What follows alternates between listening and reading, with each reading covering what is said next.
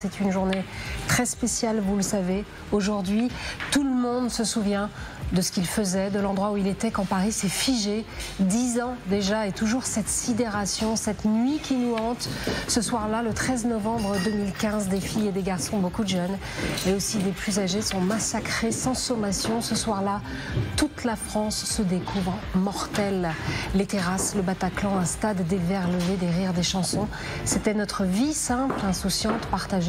C'est elle qu'un commando terroriste islamiste a visé, ce cœur battant de la République qu'ils ont voulu faire taire, sa jeunesse, sa liberté, sa joie, et puis les sirènes, les messages affolés, la terreur, et ceux qui malgré tout ont couru vers la nuit, les soignants, les policiers, les pompiers, les anonymes, ceux qui ont ouvert leurs portes, tendu la main, donné leur sang, porté les blessés, pris soin des vivants et des morts. Ce soir-là, au milieu de l'horreur, la France a eu le visage du courage ordinaire, et puis elle s'est relevée, fragile, désunie parfois, mais debout. Elle a pleuré ses enfants, des visages, des prénoms, la lumière qu'ils portaient, et puis elle a jugé les assassins et elle a continué de vivre. C'est sans doute cela la seule justice possible. Chaque terrasse où l'on rit encore, chaque concert où l'on chante ensemble, chaque ballon joué sur une pelouse, c'est une victoire sur la terreur. Alors si la tour Eiffel s'illumine en bleu, blanc, rouge, c'est pas pour effacer la nuit, c'est pour saluer l'éclat de ceux qui ce 13 novembre ont tenu bon, parce qu'ils ont fait ce que la France sait faire quand tout vacille, se relever ensemble.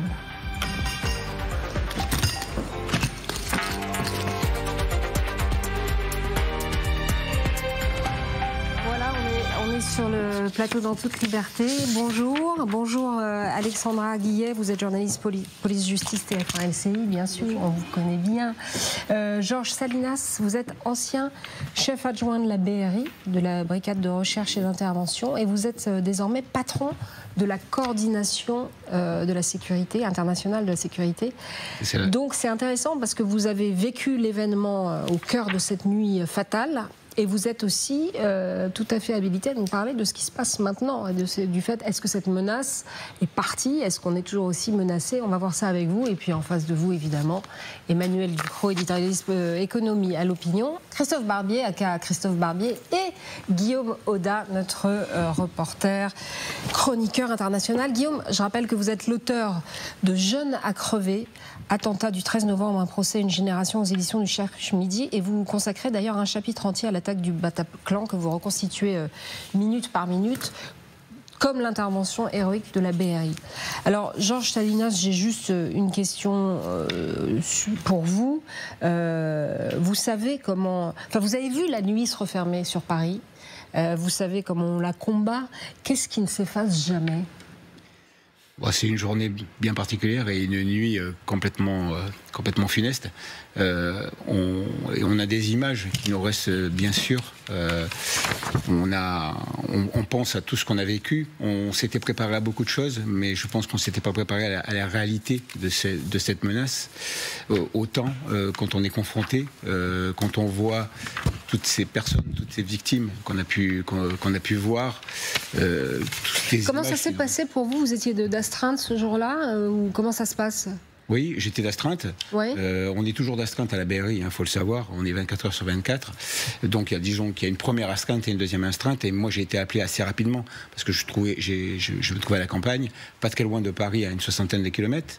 Et quand on m'a appelé, bien évidemment, j'ai reçu un tas de messages qui venaient notamment du cabinet de la préfecture de police aussi, et puis de mon chef, qui était à ce moment-là Christophe Malmy. Et j'ai compris qu'on subissait une multitude d'attaques. Donc mon premier travail, ça a été de récupérer tous les hommes qui n'avaient pas été envoyés en première attaque, je dirais en première réaction. Et j'ai donc amené le fameux camion blindé avec tout le reste des effectifs, et puis le fameux aussi bouclier qui nous a beaucoup servi sur cette opération. Exactement. Le bouclier Ramsès. Voilà. C'est le bouclier avec lequel vous avez sorti des otages, c'est ça, des gens qui étaient coincés dans un petit couloir. C'est le fameux bouclier qui effectivement nous a protégés. Il peut subir, je dirais, des tirs. Et heureusement d'ailleurs que nous l'avions, puisque on avait trouvé des chargeurs qui avaient été abandonnés par les terroristes, où on avait des balles incendiaires et ce genre de choses, enfin des choses qui auraient pu faire énormément de dégâts. Et je dirais que ce bouclier nous a protégés au moment de l'assaut, puisqu'il a subi un tir, on a je crois 27 impacts, ce bouclier, et ça permet de mettre une colonne d'assaut derrière pour se protéger. Je rappelle que c'est 130 morts, plus 2 personnes qui se sont suicidées depuis, Alexandra, oui, tout à fait. Et puis 400 blessés. 400 blessés physiques, mais aussi des milliers de personnes impactées psychologiquement par cette nuit terrible. Guillaume ?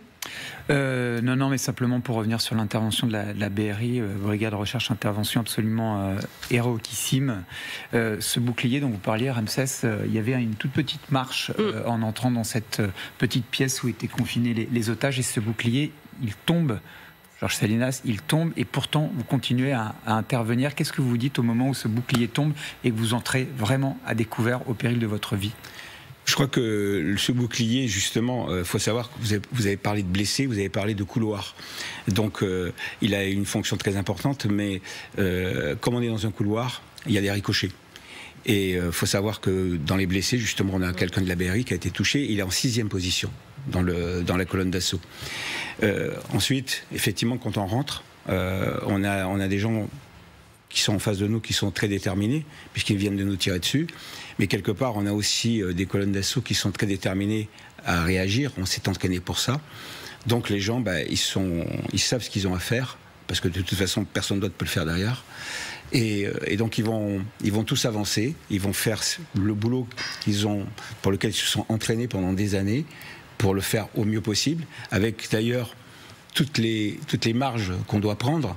Il faut savoir que la BRI n'a tiré que 10 cartouches sur cette opération, une dizaine de cartouches. Incroyable. On a envoyé quelques grenades et on a récupéré tous les otages. Donc c'est incroyable. C'est un travail. Alors bien sûr, on parle de chance aussi, parce qu'on a besoin d'avoir un peu la chance de notre côté. Et là, pour le coup, elle était avec nous. Mais c'est aussi parce qu'on s'est donné la chance de le faire. On fait des choses qui sont très dangereuses, mais on fait pas n'importe quoi. Et c'est ce travail-là qui fait que ça marche. Vous vous êtes prévenu dès le Stade de France. On vous dit il y a quelque chose qui ne va pas, etc.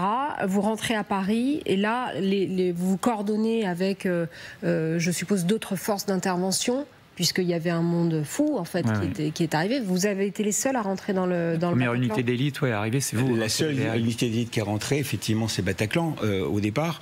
Enfin, on a d'abord l'intervention d'une patrouille de la BAC, puisqu'on a un commissaire avec son chauffeur, exactement, avec son qui lui intervient.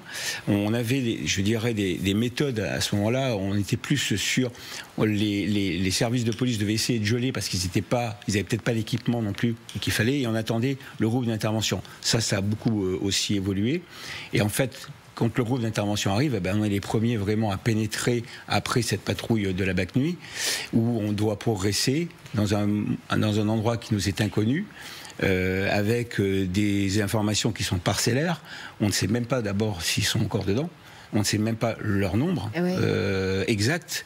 Et c'est en progressant qu'on va pouvoir avoir à peu près le détail.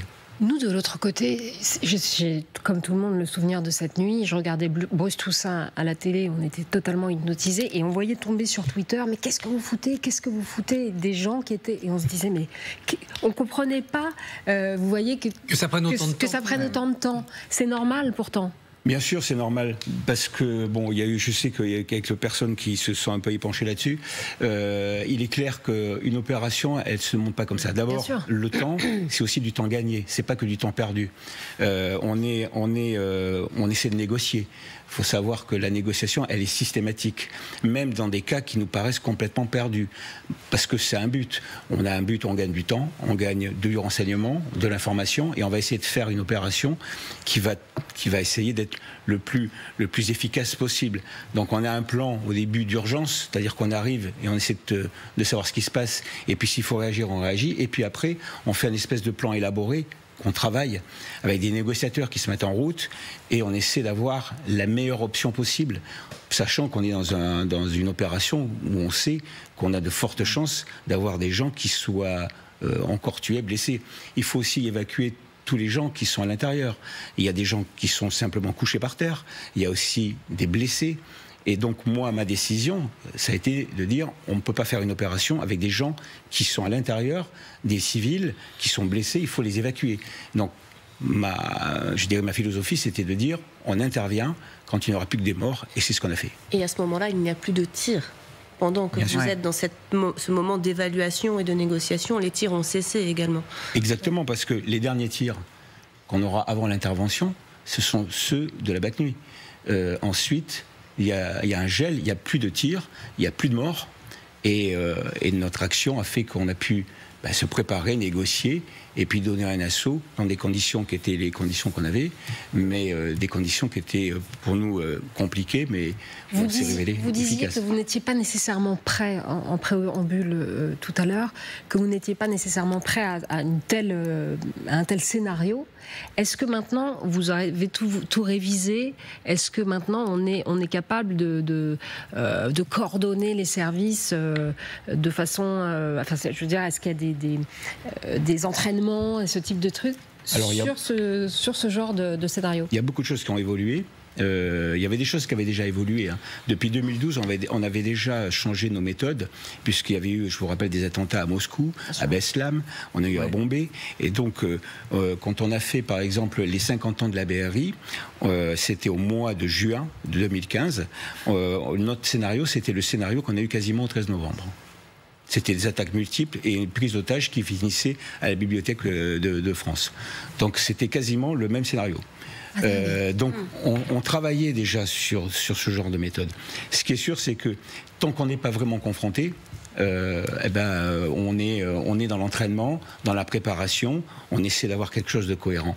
Après, donc les choses avaient évolué. Nous, on avait mis en place une force d'intervention rapide, c'est-à-dire des gens qui peuvent partir très très vite sur le terrain. Un groupe d'intervention. Un groupe d'intervention, avant, c'était minimum 1 heure de temps avant qu'il soit là. Là, on a gagné beaucoup de temps. Maintenant, on a un groupe d'intervention qui peut être là en un quart d'heure. En tout cas, sur Paris, c'est possible. Donc, on a évolué. On s'est travaillé aussi entre groupes d'intervention.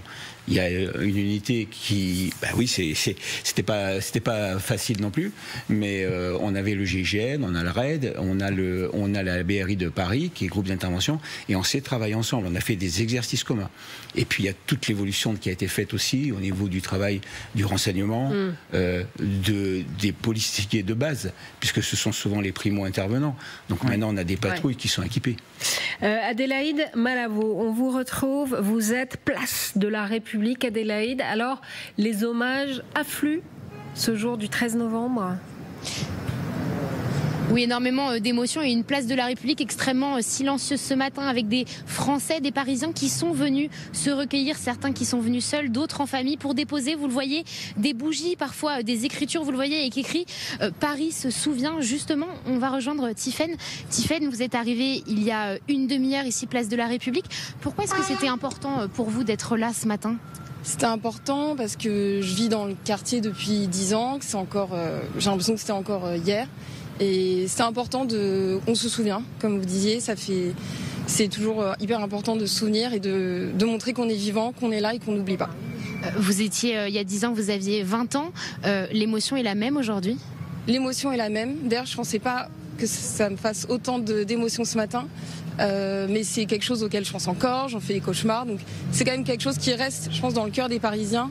Et on a envie de vivre pour montrer que la vie continue, mais on se souvient quand même. On se recueille ce matin. Vous avez déposé une bougie, vous, c'est ça? Oui, j'ai déposé une bougie et voilà, je suis venue faire ma petite prière. C'était mon recueillement à moi. Merci. Une journée de commémoration qui commencera dès 11h30 avec Emmanuel Macron qui se rendra devant le Stade de France, première étape de cette journée extrêmement symbolique du 13 novembre. Merci beaucoup Adélaïde Malavo. J'avais envie de vous passer l'extrait de Arthur Desnouveaux. On l'a reçu le 4 novembre dernier ici. Il est rescapé du Bataclan, vous le savez, et il est président de l'association Life for Paris. Écoutez-le. Moi, par exemple, c'est les feux d'artifice et l'odeur de poudre, extrêmement difficile. Bon, les concerts, j'ai une stratégie d'évitement qui consiste à aller près de la sortie de secours, mais je crois que c'est partagé par plein de gens qui n'étaient pas au Bataclan. Un peu pareil dans les transports en commun. Et puis, encore une fois, cette responsabilité, il y a la difficulté de voir le débat public sur le terrorisme être complètement nul. Toutes ces choses-là, finalement, ça m'empêche un peu de trouver le repos. Pourquoi il est complètement nul, vous dites Parce qu'il n'y en a pas. Ça, c'est important, ça. Le seul débat sur le terrorisme qu'on a, qui n'est pas inutile d'ailleurs, c'est sur le sécuritaire. C'est on a organisé nos services de renseignement. On a déjoué des attentats. Voilà. Et donc on est très bon à traiter les symptômes. Et ça, il faut vraiment féliciter nos policiers, nos services de renseignement, nos juges qui font un super boulot. La vraie question, c'est que, on l'a encore vu hier, on nous l'a annoncé, il y a toujours autant de jeunes qui veulent commettre des attentats, qui ont 17-18 ans, qui avaient donc 7-8 ans à l'époque, qui n'ont pas quitté le territoire. Moi, je ne sais pas si ça vous laisse tranquille, mais moi, non. C'est un témoignage fort. Alexandra et vous, Georges Salinas, est-ce qu'on est à l'abri d'un nouveau 13 novembre? Alexandra? Alors, 10 ans après, c'est sûr que la menace, elle persiste, elle perdure, elle continue de mobiliser pleinement l'ensemble des services de renseignement. Et écoutez d'ailleurs à ce sujet la patronne de la DGSI, Céline Berthon, qu'on a reçue sur ce plateau il y a quelques jours. Nous considérons avoir un risque élevé en termes de menaces terroristes.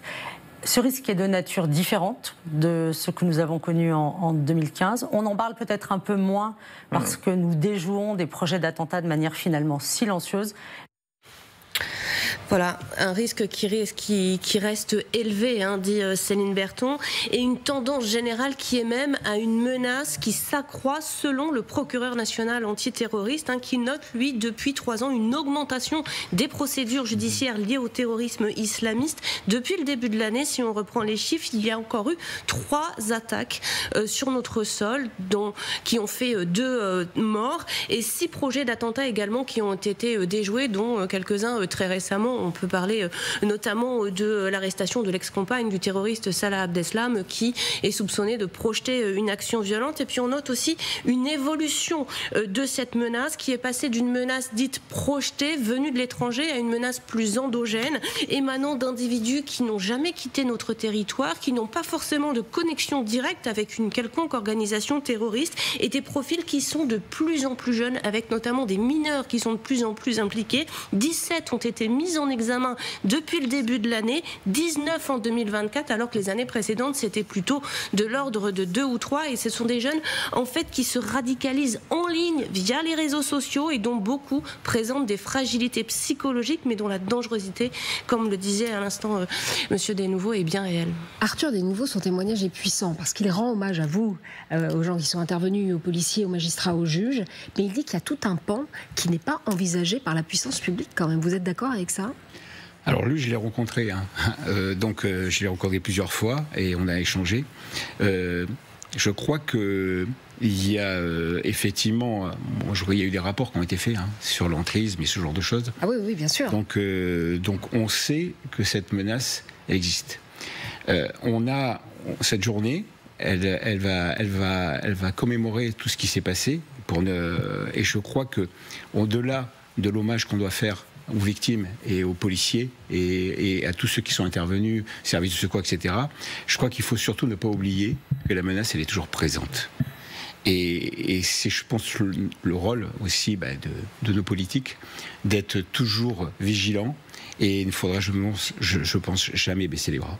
C'est ce que disait Arthur Desnouveau. Il dit, les petits là, qui s'enrôlent, ils avaient 7-8 ans.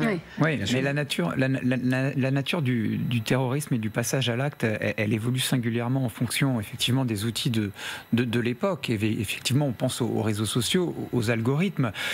Aujourd'hui, c'est effectivement plus des menaces projetées, des commandos qui partent de Syrie, qui passent par l'Europe, profitant des flux de migrants, s'organisent ensuite en Belgique et puis viennent attaquer Paris et le Stade de France.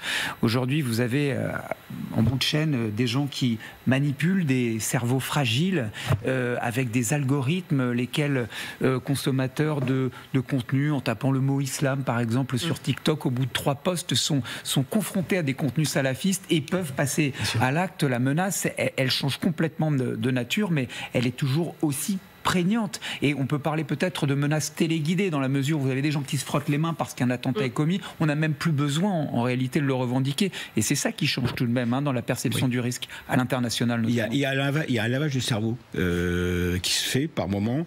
Et moi, j'ai été confronté à certaines opérations où, je ne vais pas raconter dans le détail, mais ce qui était surprenant, c'était qu'on avait des parents qui avaient l'air à peu près normaux, mais dont le père était radicalisé et dont les enfants allaient à l'école, étaient, je dirais, même faisaient de bonnes études, qui étaient même soucieux de faire de bonnes études.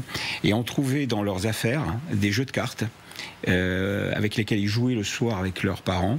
Et sur ces cartes, il y avait des kalachnikovs, des bombes. Et en fait, c'était un espèce de jeu de famille où on disait que quand ils avaient gagné, ils gagnaient une carte et c'était très bien. Et ça, vous l'avez découvert? Oui, je l'ai découvert en perquisition sur une opération quelques jours après. Oh là là. Quelques jours après les attentats. D'accord. On a bien évidemment, vous savez, ce travail, il ne s'arrête pas. Et donc on a continué, bien évidemment, nous, dès le lendemain matin, on était déjà sur des opérations. Et on a poursuivi pendant des semaines des opérations. Et donc on avait des gens qui étaient en lien avec ces gens-là. Et c'était surprenant donc de tomber sur parfois des familles on avait l'impression d'être complètement intégrées et qui en fait ne l'étaient pas du tout. Merci beaucoup Georges Salinas, merci pour votre courage, pour votre action et puis merci d'être passé ce matin sur le plateau dans toute liberté. Permettez-moi Anaïs, je voudrais juste simplement profiter de la présence de Georges Salinas simplement pour saluer encore une fois l'héroïsme de la BRI. Simplement un mot, il y a parmi votre équipe et votre colonne un homme, un artificier. Il avait une protection et il a fait pont-levis sur le corps d'un terroriste dont la ceinture n'avait pas explosé dans cette toute petite pièce pour permettre aux otages de passer sur lui et d'être libérés, de retrouver l'air vif de la liberté. C'est ça la BRI ce soir-là, ce sont des hommes qui donnent leur vie. C'est ça tout le temps la BRI, oui, mais qui donnent ce soir-là particulièrement. Peut-être même être dans un cheveu d'exploser avec un terroriste dont la ceinture est encore active et qui font pont-levis pour que des hommes et des femmes sortent et retrouvent l'air vif de la liberté. C'est magnifique et merci infiniment pour eux et merci. La BRI, c'est un groupe. C'est un groupe indissociable.